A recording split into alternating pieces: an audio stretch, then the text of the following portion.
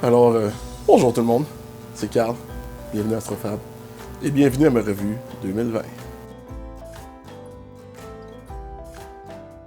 Donc, et voilà, écoute, c'est le 31 décembre, le party est pogné, tous mes invités sont arrivés. C'est le temps de faire une introspection, prendre des résolutions, s'abonner au gym. Mais étant donné que je suis pas bon à faire aucune de ces choses-là, ce que je vais faire, c'est que je vais vous montrer un petit peu ce qui a été bien pour moi cette année. Je sais c'est quoi vous allez vous dire. Là. Vous allez vous dire, ah ben là c'est ça, hein, lui ses affaires vont bien, il se préoccupe pas des autres. Écoutez, je sais très bien quelle année on est. OK? Par contre, il y a un canal de nouvelles pour ça. Donc, si vous voulez avoir des mauvaises nouvelles, je vous invite à aller voir CNN. Moi, je vais me concentrer sur ce qui est positif dans ma vie. Et puis, ça, c'est comment j'ai réussi à faire améliorer mon équipement d'astrophotographie et mes compétences d'astrophotographe amateur durant l'année 2020. Donc, sans plus tarder, je vais vous présenter ça. Alors, voilà, je suis installé. Donc, c'est parti pour la revue 2020. Donc, il y a beaucoup de la construction de ma monture puis tout ça qui a été fait en 2019, donc je ne le compterai pas. Maintenant, première photo que j'ai réussi à trouver le 7 janvier, donc je finis de souder et d'assembler mon contrôleur. Ensuite, je mets tout ça ensemble, rendu au 10 janvier. C'est le fun, c'est le temps des fêtes, ça m'a donné du temps. Et puis, dans ma tête, j'ai fini. Après ça, il y a beaucoup de temps qui passe. Je me rends compte que mes affaires, ça va pas bien ici. Rendu au 16 mars, j'ai tout refait un nouveau tube d'angle droit parce que j'avais besoin de quelque chose d'un peu plus solide. Donc, ça, c'est fait. Donc, la pandémie commence quasiment officiellement 3 jours avant ça. Là. Donc, c'est là que c'est un peu weird ce qui commence. Mais bon. Ensuite, 18 mars, là, dans ma tête, je suis all set. J'aurais plus jamais besoin de m'inquiéter à propos d'acheter de l'équipement. J'ai mon gros tube, j'ai ma monture. Euh, C'était pas ça que c'est passé. Donc, wow, regarde ça, le beau setup là, dans ma tête. J'étais comme, hey, je suis prêt à aller n'importe où, n'importe quand. Mais c'est vraiment gros, un Dobsonian de 8 pouces, là. Vraiment plus que j'aurais dû penser. Ensuite, il y a quand même un petit bout de temps qui passe. Je me rends compte que mon Dob il est bien trop gros. Là, j'installe mon premier télescope, dans le fond, que j'avais eu. C'était un 4 pouces, un Celestron à f10. Donc, je fais mes premières images. Ouais, mais c'est ça que ça fait un nerd le soir. Ou la nuit. Parce qu'il est quasiment 1 heure du matin. Là. Donc, c'est ça. Fait que ma première image, la nébuleuse de la Lyre, écoute, c'est quand même, je dirais pas que c'est ma préférée, mais c'est certainement la plus significative pour moi. Là. Donc, on continue. Ensuite, j'ai aussi eu la chance de faire M81, M82 cette journée-là. Ben, le lendemain, dans le fond, le 7 avril. Donc, on peut voir ici, dans ce temps-là, je n'étais pas trop au courant de c'était quoi des darks et des flats. On peut voir que j'avais des 3 beaux motons de poussière sur ma lentille ou sur mon sensor quelque part. Puis les flats, là, c'est vraiment à ça que ça sert. Donc, on continue. 8 avril. Je m'en vais faire une session d'astronomie visuelle euh, ailleurs. Et puis, qu'est-ce qui m'arrive? En enlevant mon fil, la petite partie micro USB brise. Et puis, j'ai plus jamais été capable de refaire fonctionner cette carte-là après.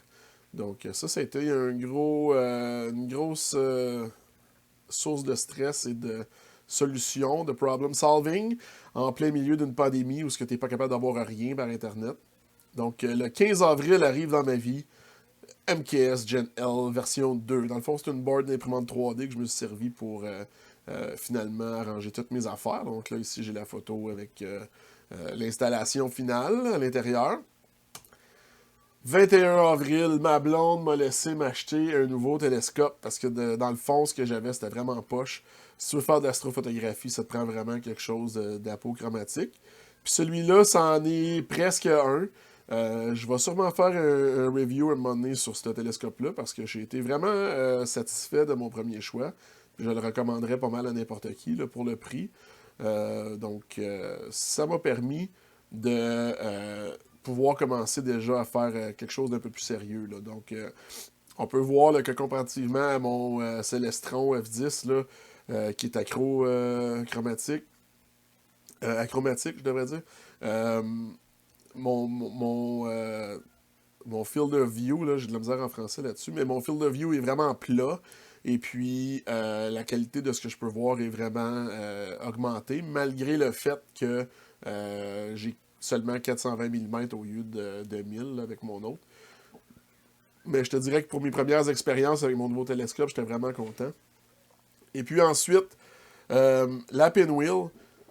Donc ça, c'est toutes des images que j'ai prises au début quand j'avais seulement ma DSLR là, pour faire mes images. Donc celle-là, j'avais vraiment été content de cette image-là. Donc tu vois, là, mon setup augmente, s'améliore un petit peu. Là, rendu ici, je suis le 13 mai. Je me suis fait un makeshift dew heater parce que ma vitre elle se remplissait de buée à cause, tranquillement pas vite, là, les températures montaient au-dessus de zéro, puis là j'avais des problèmes de condensation sur ma lentille, puis étant donné qu'on était en pandémie mondiale, j'étais pas capable d'avoir rien en dedans de pas longtemps, donc je m'étais fabriqué ça. Je ne l'utilise plus parce que ça prend trop d'équipement, mais ça m'a vraiment dépanné le temps que je m'en suis servi. Donc, on continue. 16 mai, j'ai réussi à faire Hercule. Euh, Celle-là, tu vois, on est rendu au 30 mai. Celle-là, là, beaucoup, beaucoup de travail que j'ai mis dans celle-là. Premièrement, avec la DSLR, à part cette étoile ici, là, je voyais rien. Donc, tu vois vraiment pas la nébulosité avec une DSLR qui est non modifiée. Là. Donc, j'ai stacké ça, je pense que c'était à peu près 350 photos entre 20 et 45 secondes. Puis ça m'a donné ce résultat-là. Donc, encore aujourd'hui, je suis quand même pas mal fier de ce que j'ai réussi à faire avec une caméra qui n'était pas modifiée. Là. On continue. Rendu au 17 juin. 17 juin, on est encore pas mal dans la Galaxy Season. Euh, donc ici, là, ça c'est une photo que je vais refaire, c'est sûr. Là, j'ai un petit peu... je voulais avoir plusieurs galaxies. Je voulais que cette galaxie ici, dans le coin en bas, euh, cette galaxie ici, dans le coin en bas, soit visible, et celle-là aussi, mais je trouve vraiment que ça ici, c'est un petit peu plus beau. Là. La prochaine fois que je vais le faire là-dessus.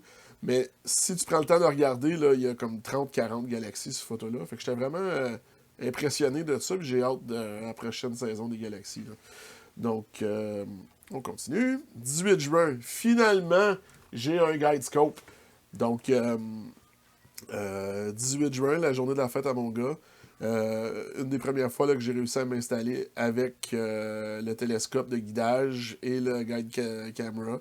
Et puis à ce moment-là, j'ai été capable de commencer à guider. Vraiment un game changer. J'ai passé des expositions de 20-30 secondes à des expositions de 4 minutes. Donc ça, c'était vraiment bien. 22 juin, mon premier essai sur la nébuleuse du voile Est.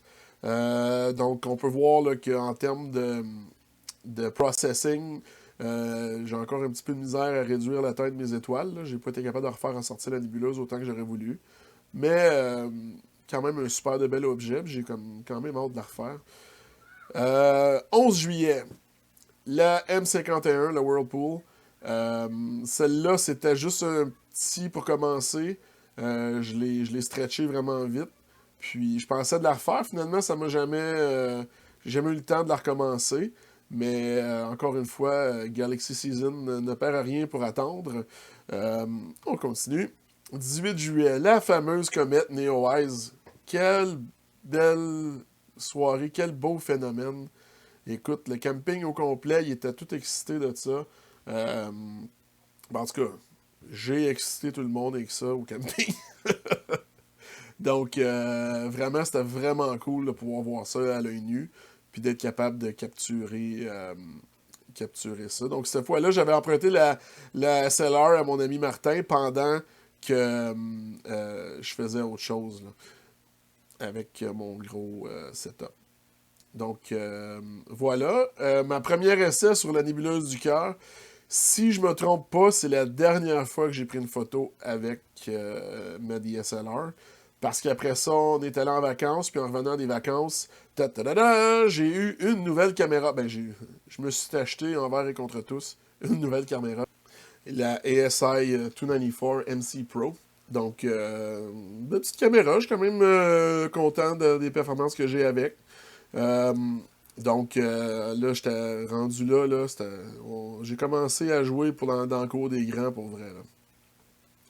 Donc, évidemment, j'ai voulu comparer avec ma dernière photo. Donc, ça, c'est un essai, je te dirais, raté de la nébuleuse du cœur, mais on peut voir quand même qu'il y a une bonne différence avec l'autre en termes de genre de poussière que je suis capable de capter. Mais j'ai eu tellement de la misère à m'adapter, je pensais qu'il était brisé au début tellement que j'étais poche. Donc, 15 août, deuxième essai, la Dumbbell. Vraiment une belle nébuleuse. Puis je suis quand même content de ma photo, malgré qu'elle est vraiment pas forte puis que toutes mes étoiles sont jaunes. Mais j'en ai des bleus et des oranges, là, mais ceux à l'arrière, là, je comprends pas pourquoi que j'ai accepté ça jaune de même. Mais bon, on apprend. Donc, 15 août Dumbbell. Là, ça nous amène. C'est ça, j'ai fait 2 targets ce soir-là. Puis celle-là, je te dirais, là, je suis vraiment content. Là, c'est ma première belle que j'ai réussi à faire avec ma nouvelle caméra. J'étais vraiment heureux de la vie là, quand j'ai réussi à faire ça. 19 août, Andromède. Cette photo-là est spéciale pour moi parce que j'avais un ami au camping qui tripait Andromède, puis il retournait, à la fin de l'été, là, il retournait en Acadie, au Nouveau-Brunswick, à cause de toutes sortes de problèmes de logement liés à la pandémie. Donc, Godspeed à vous autres en Nouveau-Brunswick. Puis, j'avais fait imprimer puis j'avais envoyé la photo comme cadeau de départ. Donc, il était bien content de ça, puis moi aussi. Ensuite, j'imagine qu'il y a eu pas mal de nuages après ça, parce que là, la prochaine photo que j'ai prise, c'est le 10 septembre.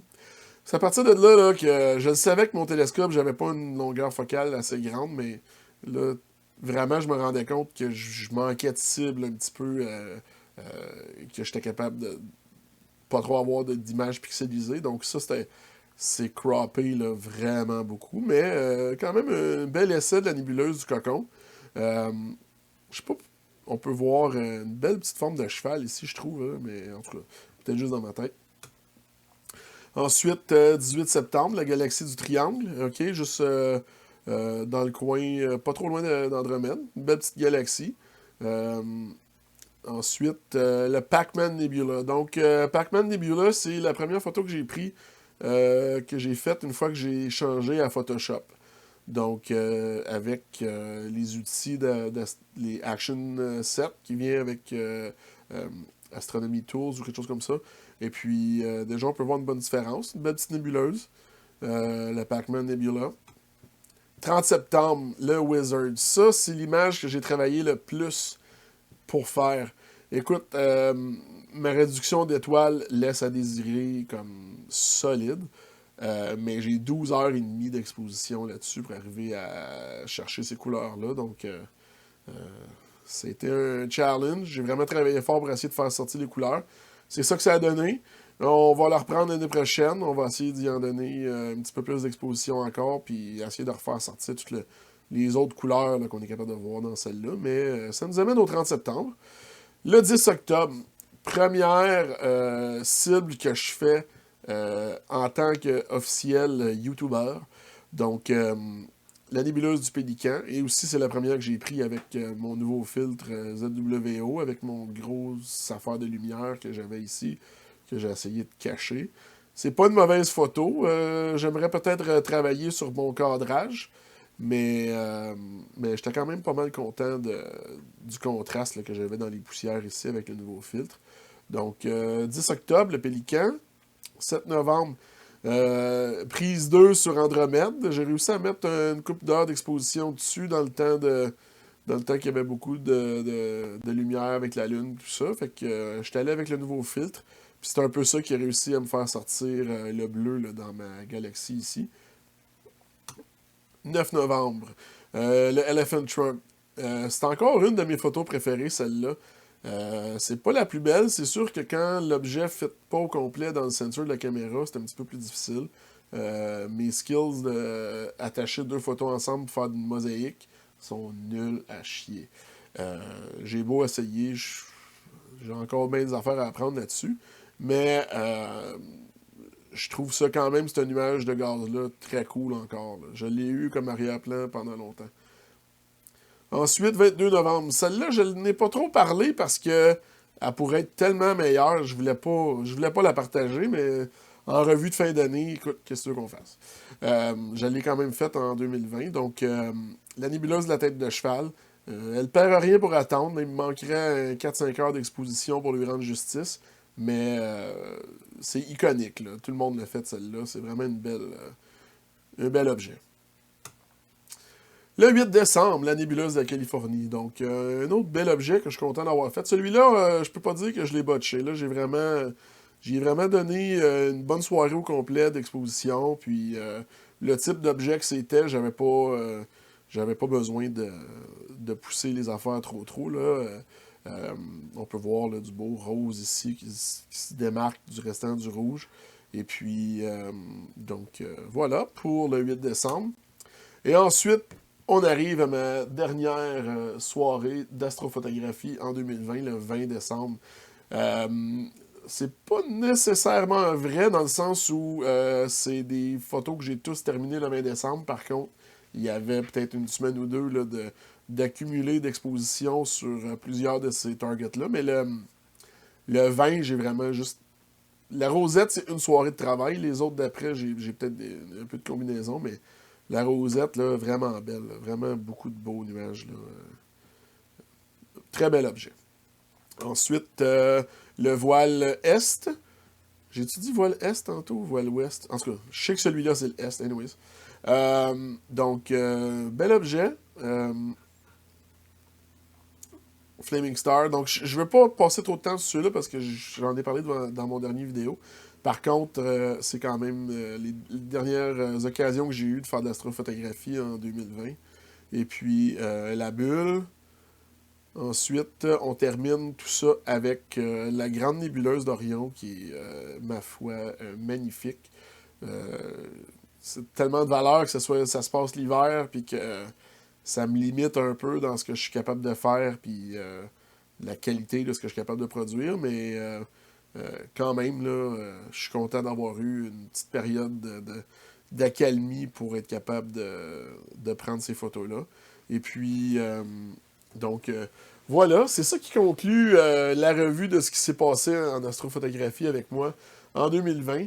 Je vous souhaite une année 2021 merveilleuse, le bonheur, tout le kit, la patience, la résilience avec tout ce qui se passe. Je vous souhaite un vaccin et puis à la prochaine tout le monde.